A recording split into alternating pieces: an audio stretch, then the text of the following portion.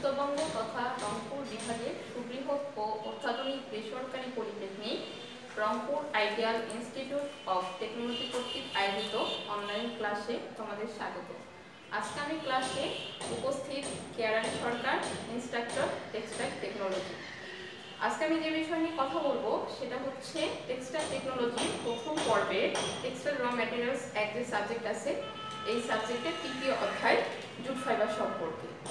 তো তার আগে আমরা পূর্বে যা জেনে আসছি সে সম্পর্কে বলি। পূর্বে আমরা এই বইয়ের টেক্সটাইল র ম্যাটেরিয়ালস এক যে সাবজেক্ট আছে এই সাবজেক্টের দুইটা অধ্যায়, প্রথম দুইটা অধ্যায়, প্রথম অধ্যায় হচ্ছে টেক্সটাইল কাঁচামাল সেই সম্পর্কে জেনে আসছি এবং দ্বিতীয় অধ্যায় কটন ফাইবার সম্পর্কে জেনে আসছি।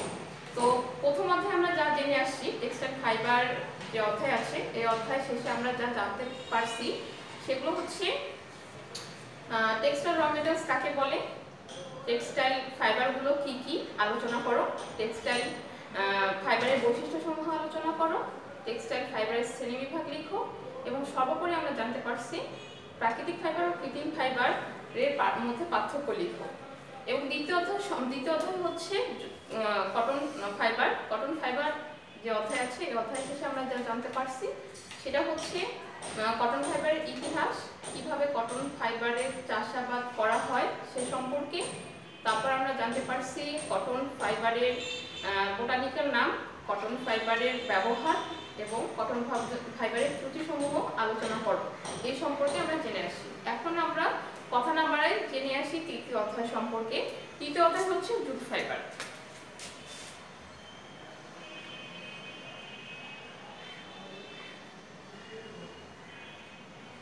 তৃতীয় অধ্যায়ে আমরা কথা বলবো টেক্সটাইল র ম্যাটেরিয়ালস এজ এ সাবজেক্ট আছে এই সাবজেক্টের তৃতীয় অধ্যায় জুট ফাইবার সম্পর্কে। তো আমরা জানি জুট মানে হচ্ছে কি পাট আর ফাইবার মানে হচ্ছে আঁশ। কি বললাম? Jute fibre. জুট মানে পাট, ফাইবার মানে আঁশ। তার মানে পাট যে উদ্ভিদ আছে, গাছ আছে, এই গাছ থেকে আমরা যে আঁশটা পাবো তাকে আমরা কি বলবো? তাকে আমরা বলবো জুট ফাইবার। এই জুট ফাইবারকে বাস্ট ফাইবারও বলা হয়।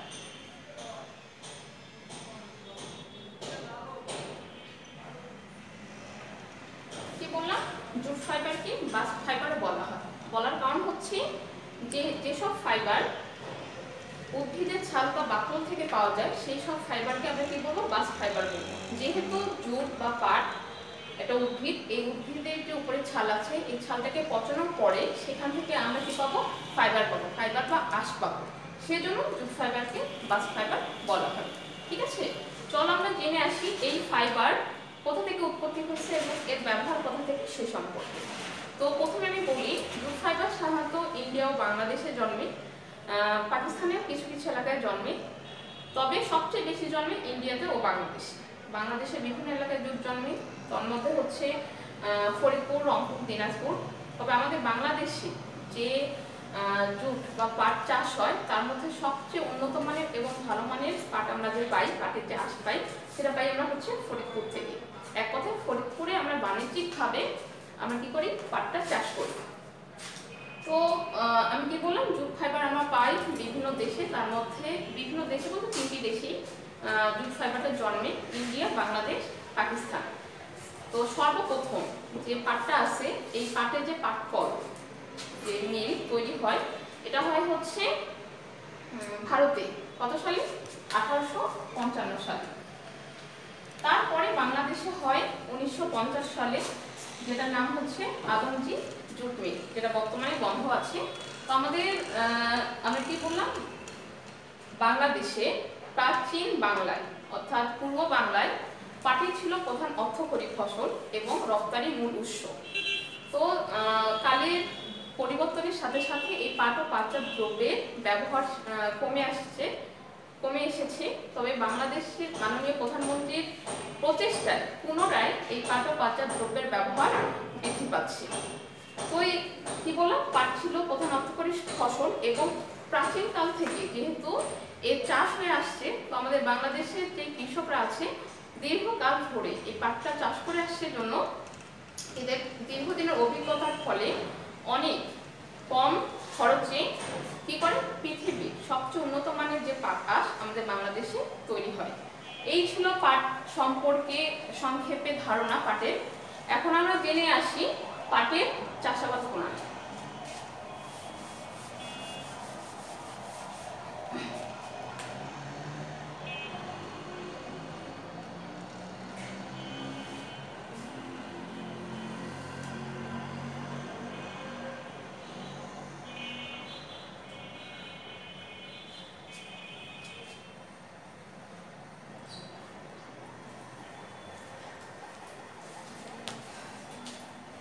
জুট ফাইবারের যে আলোচ্য বিষয় আছে তার মধ্যে প্রথম যে টপিক সেটা হচ্ছে পাটের চাষাবাদ প্রণালী আলোচনা করো।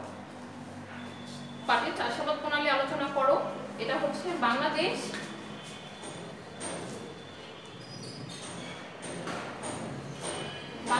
জুট রিসার্চ ইনস্টিটিউট, বাংলাদেশ পাট উন্নয়ন পাট গবেষণা যে গবেষণা ইনস্টিটিউট যে আছে, এই ইনস্টিটিউট কি করছে, এই ইনস্টিটিউট খুবই উন্নত মানের যে বীজ আছে, পাটের যে বীজ এবং পাটের যে হচ্ছে চাষাবাদ প্রণালীর অনেক পরিবর্তন নিয়ে আসছে, যেন খুব কম খরচে কম সময়ে আমাদের বাংলাদেশের যে চাষিরা আছে সে বাংলাদেশের চাষিরা অধিক ফলন হচ্ছে অধিক ফলন নিয়ে আসতে পারে। তো আমরা হচ্ছে প্রথমে কি করব, পাটটা চাষ করার আগে কি করব, জমিটা সিলেক্ট করব। তো সব জমিতে পাট চাষ হয়, তবে মাথায় রাখতে হবে জমির উর্বরতা যদি বৃদ্ধি পায় বা জমির মাটির যদি উর্বরতা বৃদ্ধি পায়, তাহলে আমাদের কি হবে, ওই জমি থেকে পাটের যে ফলনটা ওটা হচ্ছে বৃদ্ধি পাবে, পাটের ফলনটা বৃদ্ধি পাবে। এই জন্য আমাদের কি করতে হবে, এমন জমি নিতে হবে সেই জমির হচ্ছে উর্বরতা যেন বৃদ্ধি পায়। এক কথায় জমির উর্বরতা বৃদ্ধি করার জন্য আমাদের কি করতে হবে, ওই জমির মাটির যে কোনো মাটি হলেও সমস্যা নাই, তবে ওই মাটির উর্বরতা বৃদ্ধির জন্য, জমির মাটির উর্বরতা বৃদ্ধির জন্য বারবার কি করতে হবে, চাষ দিয়ে নিতে হবে, কমসে কম 5 থেকে 6 বার, প্রয়োজন হলে এর চেয়েও বেশি। তার ফলে কি হবে, তার ফলে হচ্ছে মাটির যে উর্বরতা, জমির মাটির যে উর্বরতা এটা বৃদ্ধি পাবে। তারপর আমরা কি করব, তারপর আমরা হচ্ছে জমিতে বীজ বপন করব। তো বাংলাদেশে যেহেতু পাট দুই ভাবে পাওয়া যায়, দুই ধরনের পাট আছে, একটা হচ্ছে সাদা পাট আর একটা হচ্ছে তোষা পাট। তো সাদা পাট আমরা যখন বপন করব, বীজটা বপন করব সাদা পাটের জন্য, সেটা হচ্ছে সময় থাকবে ফাল্গুন মাসের প্রথম থেকে তৃতীয় সপ্তাহের মধ্যে। আমি আবার বলছি, আমাদের বাংলাদেশে আমরা যে পাট পাই সেটা দুই ধরনের পাই, একটা সাদা পাট একটা তোষা পাট। তো সাদা পাটের যখন আমরা বীজটা বপন করব, তখন এর সময় থাকবে হচ্ছে ফাল্গুন মাসের প্রথম সপ্তাহ থেকে তৃতীয় সপ্তাহ, এবং পরবর্তী যে তোষা পাট আছে এই পাটটা আমরা কি করব, যে সময় বীজটা বপন করব এটা হচ্ছে চৈত্র মাসের মাঝামাঝি সময়,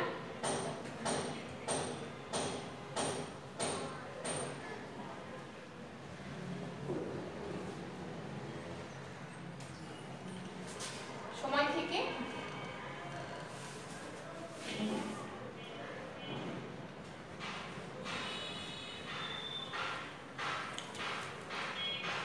তোষা পাটের জন্য আমরা যখন পাটের যে বীজটা বপন করব, এই বীজটা যে বপন করার উত্তম সময় হচ্ছে কি চৈত্র মাসের মাঝামাঝি সময় থেকে বৈশাখ মাস সম্পূর্ণ। তো আমরা কি করব, বীজটা বপন করার পূর্বে আমরা হচ্ছে কি করব, জমির যে মাটি আছে ভালোভাবে মাটির উর্বরতা বৃদ্ধি করব, সেজন্য আমরা কি করলাম 5 থেকে 6 বার আমরা হচ্ছে চাষ দিয়ে নিলাম। এবং চাষের সময় আমাদের খেয়াল রাখতে হবে যেন মাটি অবশ্যই ছুঁয়ে অবস্থায় থাকে।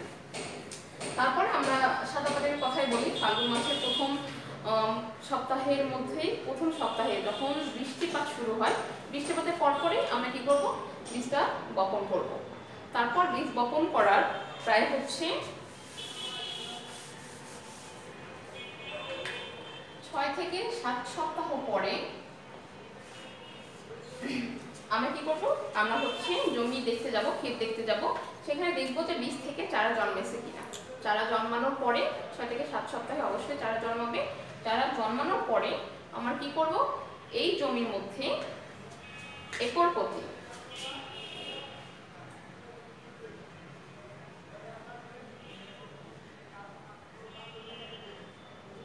কি করব বলতে আমরা সার প্রয়োগ করব, যেখানে ইউরিয়ার পরিমাণ হবে 22 কেজি,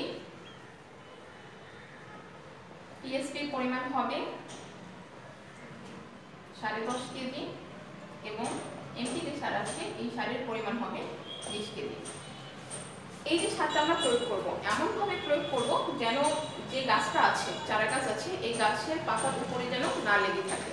এবং যখন আমরা বীজটা বপন করব, বপন করার সময় আমাদের মনে রাখতে হবে আমরা যে বীজটা বপন করব সেটা দুইভাবে করা যায়। একটা হচ্ছে সারিবদ্ধভাবে আর একটা হচ্ছে ছিটিয়ে নর্মালি যেভাবে করে।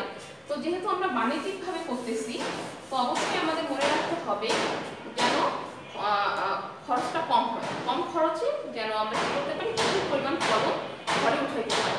এর জন্য আমরা সারিবদ্ধভাবে করব। তো যখন আমরা সারিবদ্ধভাবে করব তখন একটা সারি থেকে আরেকটা সারির দূরত্ব হবে 1 ফিট এবং একটা গাছ থেকে আরেকটা গাছের দূরত্ব হবে 2 থেকে 3 ইঞ্চি। ঠিক আছে, 2 ইঞ্চি থেকে 3 ইঞ্চি। এই অনুযায়ী আমরা বীজটা বপন করব। কারণ এই অনুযায়ী আমরা যদি বীজটা বপন করি তাহলে জমির মধ্যে আমার কি হবে, গাছের পরিমাণ বেশি হবে। আর গাছের পরিমাণ বেশি হলে ওই জমি থেকে আমরা কি করব, বেশি পরিমাণ ফলন ঘরে উঠাইতে পারবো।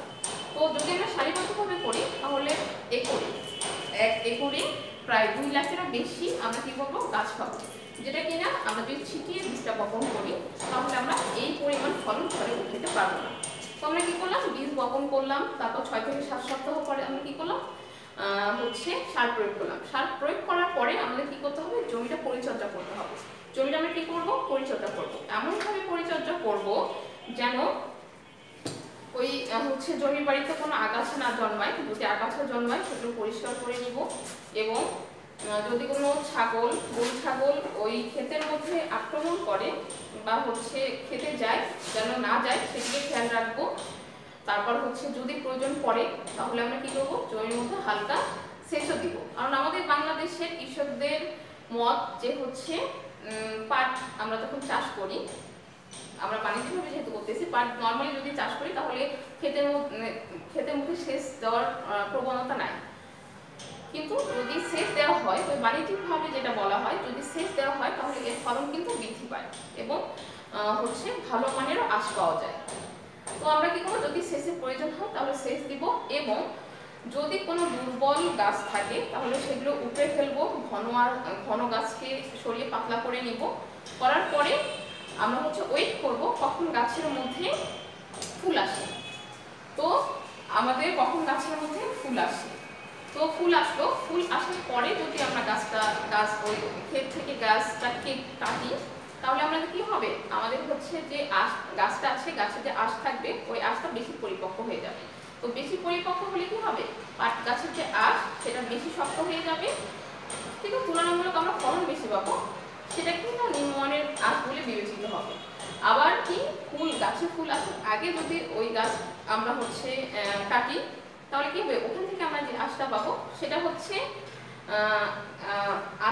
আঁশের যে শক্তি আছে সেটা হচ্ছে একটু দুর্বল হবে এবং নিম্নমানের আঁশ বলে বিবেচিত হবে। এই জন্য আমাদের কি করতে হবে, আমাদের সর্বোত্তম সময় হচ্ছে যখন বাগানে বা হচ্ছে খেতে গাছের মধ্যে 2-1টা গাছের ফুল আসে, তখন আমাদের কি করতে হবে, তখন আমাদের গাছটা কাটতে হবে। তখন আমরা কি পাবো, তখন আমরা ফলনও ভালো পাবো এবং আঁশের মানও ভালো থাকবে।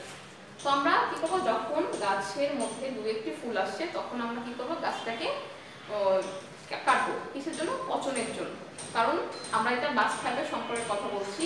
এই গাছের যে গাছ আছে এই গাছের ছালটাকে আমরা পচাই, এখান থেকে আমরা আঁশটা পাবো, আঁশ বা ফাইবারটা পাবো। তো আমরা কাটবো। তো কাটার পরে যেহেতু অনেকগুলো গাছ আছে, গাছে হচ্ছে লম্বা থাকতে পারে, খাটো থাকতে পারে, চিকন থাকতে পারে, মোটা থাকতে পারে। তো ধরন অনুযায়ী আমরা কি করবো, আটি বাঁধবো। আটি বাঁধার পরে ক্ষেতের মধ্যে 2 থেকে 3 দিন আমরা কি করব, ওই গাছটাকে রেখে দিব। তার কারণ হচ্ছে যে পাতা আছে এই পাতা যেন ঝরে যায়। তো ঝরে যাওয়ার পরে 2 থেকে 3 দিন পরে, 4 দিন পরে আমরা হচ্ছে ওটাকে পচানোর জন্য পরবর্তী প্রসেসে নিয়ে যাব। তো পচানোর আগেই আমাদের কি করতে হবে, যেহেতু পাট গাছের গোড়ার দিকে অনেক বেশি শক্ত থাকে, তো সেহেতু আমাদের কি করতে হবে, ওটাকে হচ্ছে থেতলে নিতে হবে। থেতলে নেওয়ার পরে আমাদের কি করতে হবে, পরবর্তী প্রসেস যে জাগ প্রক্রিয়া নিয়ে যেতে হবে।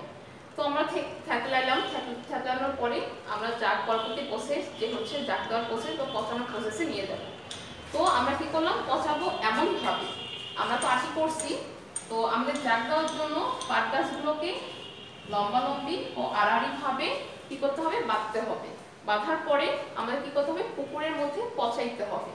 তো আমরা এমন পানিতে কি করব, জাগটা দিব যেন পানি অবশ্যই মৃদু হয় এবং ওই পুকুরে যেন অবশ্যই হালকা স্রোত থাকে। এই স্রোতে, হালকা স্রোতে এবং মৃদু পানিতে জাগ দেওয়ার প্রসেসটা ভালো হবে, সুসম্পন্ন হবে, ভালো হবে, তাতে আমরা ভালো ফলন পাবো। তো আমরা কি করব, আমরা হচ্ছে এমন পানি সিলেক্ট করব, পুকুরের পানি সিলেক্ট করব যেটা অবশ্যই মৃদু হবে এবং স্রোত থাকবে। তারপর আমরা কি করব, জাগ দেব। জাগ দেওয়ার প্রসেসও দুই ধরনের। প্রথমে আমরা কি করব, নর্মালি হচ্ছে সার প্রসেসের মাধ্যমে, সার প্রয়োগের মাধ্যমে পচানো যেতে পারে, এবং নর্মালি যেটা হচ্ছে আমাদের বাংলাদেশের সাধারণ কৃষকরা যেটা করে, জাগ হচ্ছে মাটি মানে পানির নিচে কিছু হচ্ছে ভর দিয়ে ওটা হচ্ছে পানির মধ্যে রেখে দিয়ে পচায়। তো যদি সার দিয়ে আমরা করি তাহলে এমনভাবে করতে হবে যেমন হচ্ছে 100 আটির জন্য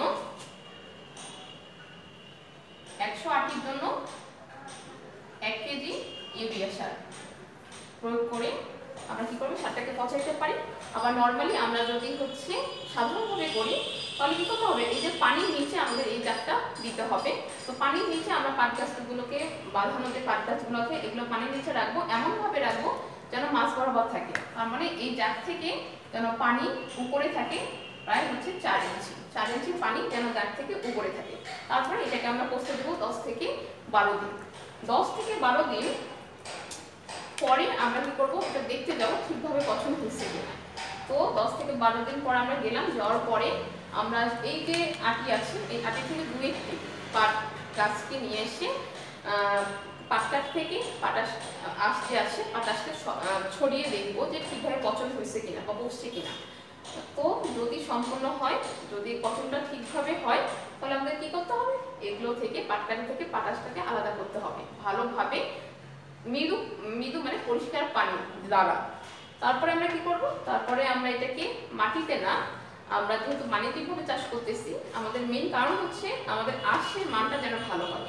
তো আমরা এটা মাটিতে করব না, কারণ মাটিতে যদি আমরা এটা শুকাইতে দিই তাহলে কি হবে, মাটির তারপর ধুলাবালি, তারপর বিভিন্ন ফল পাতা এই হচ্ছে আঁশের মধ্যে ট্রান্সফার হবে, ঢুকে যাবে, তাহলে এটা নিম্নমানের আঁশ বলে বিবেচিত হবে। এই জন্য আমাদের কি করতে হবে, মাটির নিচে না, উপরে কোনো একটা দড়ির মাধ্যমে বা তার কাটার সাহায্যে আমাদের কি করতে হবে, এটা ভালোভাবে শুকাতে হবে। শুকানোর পরে আমরা কি করব, মজুত করে রাখবো। এই ছিল পাটের চাষাবাদ প্রণালী বাণিজ্যিকভাবে। ঠিক আছে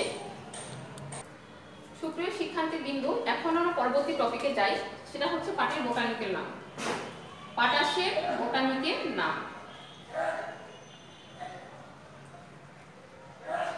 এখন আমরা যে টপিক নিয়ে আলোচনা করব সেটা হচ্ছে পাটাশের বোটানিক্যাল নাম। পাটাশের বোটানিক্যাল নাম হচ্ছে দুইটি, একটা হচ্ছে কর্কোরাস ক্যাপসুলারিস,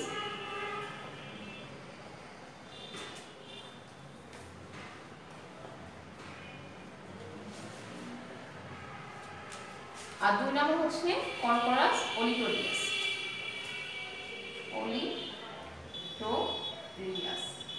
ঠিক আছে, তো আমি যেটা সম্পর্কে আলোচনা করলাম সেটা হচ্ছে পাট আঁশের বোটানিক্যাল নাম হচ্ছে দুটি, একটা কর্কোরাস ক্যাপসুলারিস আর একটা হচ্ছে কর্কোরাস ওলিটোরিয়াস। এখন আমি কথা বলবো পাটের শ্রেণীবিভাগ। পাটাশের শ্রেণীবিভাগ, পাটাশকে 2 ভাগে ভাগ করা হয়, একটা হচ্ছে সাদা পাট আর একটা হচ্ছে তোষা পাট। তো বাংলাদেশের এলাকা ভিত্তিক ও স্পিনিং এর উপযুক্ততার উপর ভিত্তি করে পাটকে আবার 3 ভাগে ভাগ করা হয়।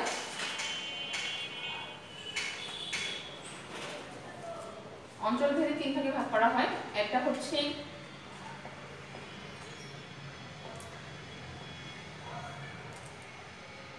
জাত পাট, 2 নম্বর হচ্ছে ডিস্ট্রিক্ট পাট,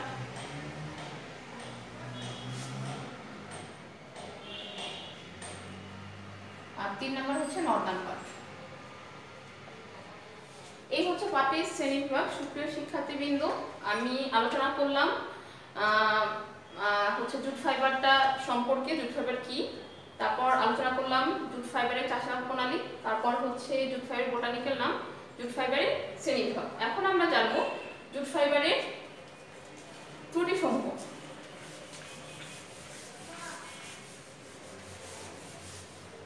আমরা কি জানবো? জুট ফাইবারের ত্রুটি সমূহ সম্পর্কে আলোচনা। তার আগে আমাদের জানতে হবে এই যে জুট ফাইবারের গ্রেডিং সম্পর্কে।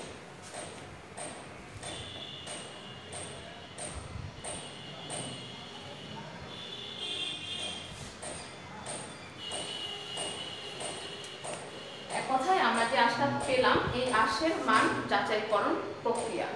তো পাট আঁশের গ্রেডিং বলতে গুণাগুণ যাচাই।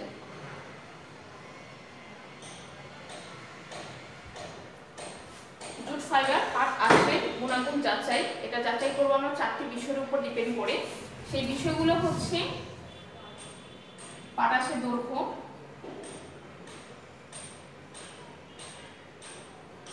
দুই নম্বর পাট আঁশের শক্তি,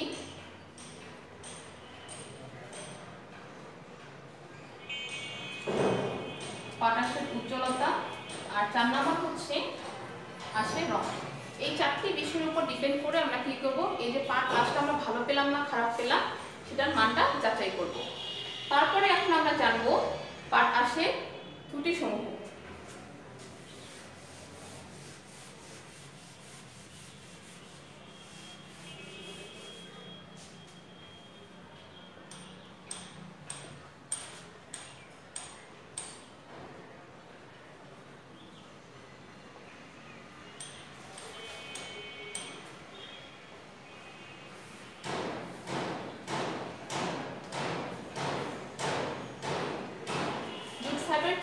আলোচনা করব।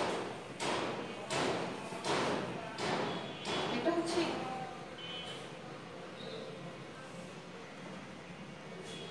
পোড়াময় আঁশ, 2 নম্বর দাগি পাট, 3 নম্বর আগা শুদ্ধ পাট,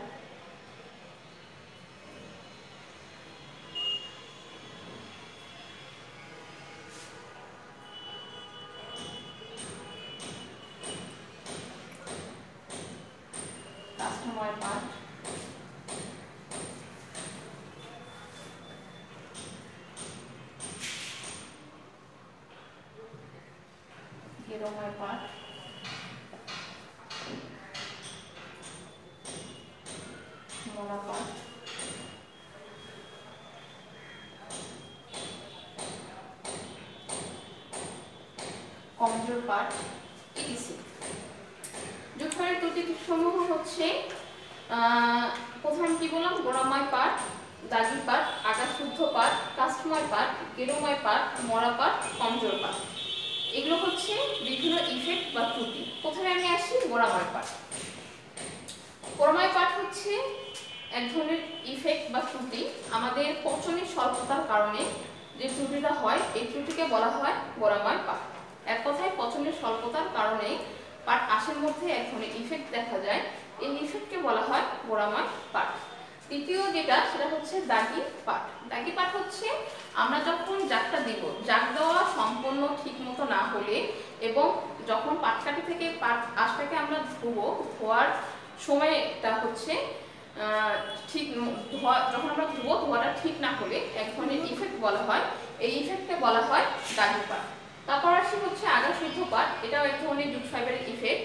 আগা শুদ্ধ পাট যখন আমরা জাগ দিব, পাট গাছটাকে জাগ দিব, তো পাট গাছের উপরের অংশ যদি পানি থেকে উপরের দিকে উঠে থাকে, তাহলে কি হবে, ওই পাটকাঠি থেকে আঁশটা আলাদা করতে গেলে কি হবে, ওটা পুরোটাই আমরা আঁশটা পাবো না।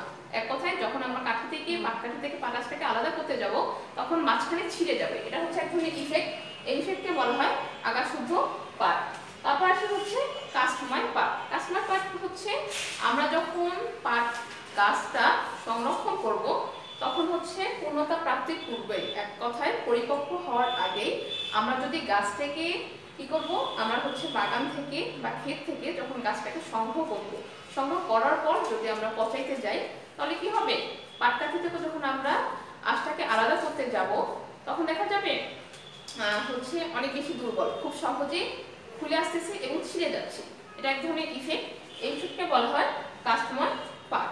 ঠিক আছে, তারপর আছে হচ্ছে গেরোময় পাট। গেরোময় পাট হচ্ছে আমরা যখন খেতে আমাদের পাট গাছ থাকবে, ওই চাষের সময় মাঝে মধ্যে কি করা হয়, মাঝে মধ্যে গাছের মধ্যে বিভিন্ন ধরনের পোকামাকড় আক্রমণ করে। তো এই ধরনের গাছ থেকে আমরা যখন আঁশটা সংগ্রহ করতে যাব তখন আঁশটা কি হবে, এটা হচ্ছে গোছা গোছা অবস্থায় আমরা পাবো। ঠিক আছে, এটা এক ধরনের ইফেক্ট। এই ইফেক্টকে বলা হয় গেরোময় পাট। তারপর আসলে হচ্ছে 6 নম্বর যে টপিক, 6 নম্বর টপিক হচ্ছে মরা পাট। মরা পাট হচ্ছে আমাদের পাট গাছের বেশি পরিপক্ক হয়ে গেছে, পরিপক্ক হওয়ার পরে আমরা হচ্ছে যখন জাগ দিব, জাগ দেওয়ার পরে ওই গাছ থেকে আমরা কি করব, ওই হচ্ছে পাটকাঠি থেকে পাট আঁশটাকে যখন আলাদা করতে যাব, যাওয়ার পরে কি হবে, মরা পাট যাওয়ার পরে হচ্ছে আমরা যখন নিয়ে আসলাম, ওই আলাদা করলাম, আলাদা করার সময় দেখা যাবে পচনটা অতিরিক্ত হয়েছে। যেহেতু পরিপক্ক বেশি হওয়ার পরে আমরা গাছটা থেকে গাছ হচ্ছে সংগ্রহ করলাম, বাগান থেকে গাছ থেকে আঁশটা সংগ্রহ করলাম, সংগ্রহ করার পরে দেখা যাবে ওটা আবার হচ্ছে বেশি দিন ওই পানির মধ্যে রাখার ফলে, বেশি পচনের ফলে হচ্ছে এই ধরনের ইফেক্ট বলা হয়। এই ধরনের ইফেক্টকে বলা হয় মরা পাট। তারপর আসে হচ্ছে কমজোর পাট। কমজোর পাট হচ্ছে আমাদের যদি পাট আঁশ যে আছে, এই আঁশটা যদি আমরা ভালোভাবে না শুকাই, না শুকানোর পরে যদি আমরা ওই আঁশটাকে, ভেজা আঁশটাকে গুদামজাত করে রাখি, তাহলে আমাদের এক ধরনের ইফেক্ট হবে। আঁশটা হচ্ছে আঁশের মানটা নষ্ট হয়ে যাবে। এটা এক ধরনের ইফেক্ট। এই ইফেক্টকে বলা হয় কমজোর পাট। সুপ্রিয় শিক্ষার্থীবৃন্দ, এই হচ্ছে আমার জুট ফাইবারের ত্রুটিসমূহ। এখন আমরা জেনে আসবো জুট ফাইবারের ব্যবহার।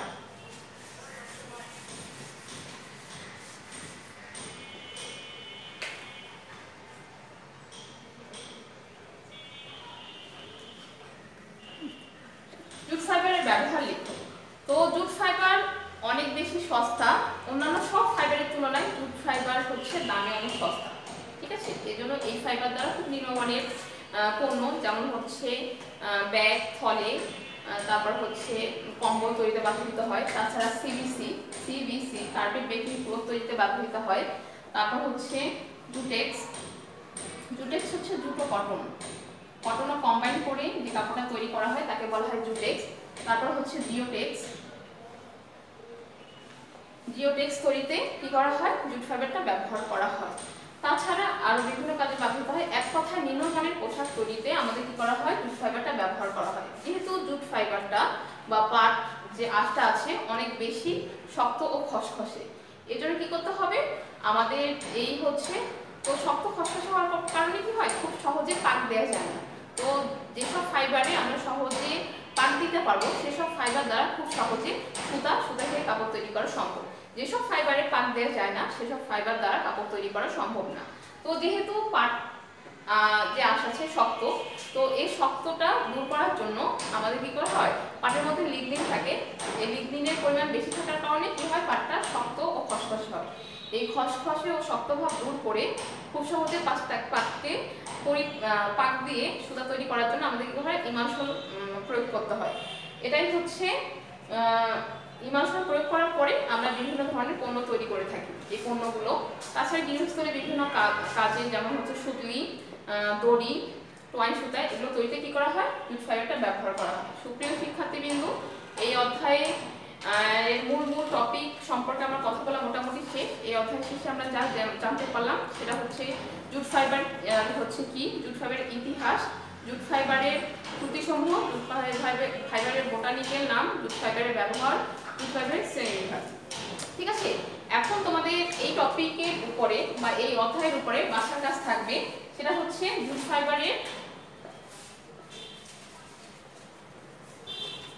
ভৌত ও রাসায়নিক গুণাবলী